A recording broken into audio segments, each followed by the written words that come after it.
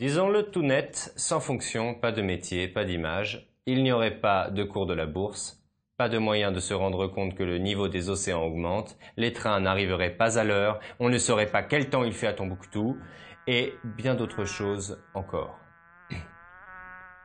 En 1673, le philosophe Leibniz est à Paris en mission diplomatique. Il représente les princes allemands.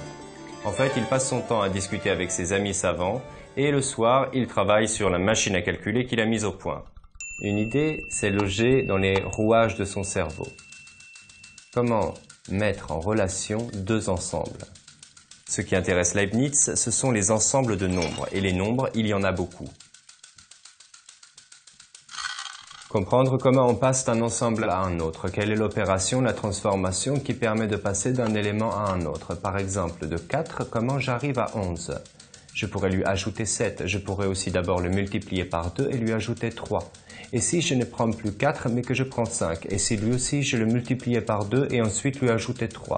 Est-ce que le rapport qui unit 11 et 13 ne serait pas lié au destin de 4 et 5? Peut-on représenter cette relation entre les ensembles de nombres comme cela, c'est clair? Nein. Bon. Mais si je représente l'ensemble des nombres sur des axes parallèles, ça donnerait... Non, ça ne raconte pas grand-chose ça. Si je les tourne à 90 degrés, non plus. Il ne faudrait pas tout dire, être moins bavard, plus discret entre elles, point de rencontre. Oui, un point. La relation des ensembles de nombres devient un ensemble de points. Un chemin, une courbe, un dessin.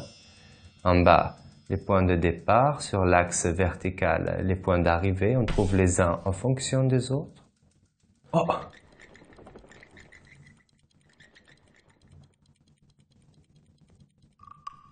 Voilà, la fonction est née. On dit que y est l'image de x par f. f de x est égal à 2x plus 3. Votre fonction, multipliée par 2, puis ajoutez 3. f de 4 est égal à 2 fois 4 plus 3 est égal à 8 plus 3 est égal à 11. Pour x égale 4, y égale 11. Le rapport des uns et des autres est une droite, c'est simple, c'est net, c'est la fonction affine. f de x est égal à x carré, votre fonction élevée au carré. C'est bien élevé, c'est au carré, joli dessin. Il y a aussi la sinusoïde, je vous le fais les doigts dans le nez, mais une autre fois.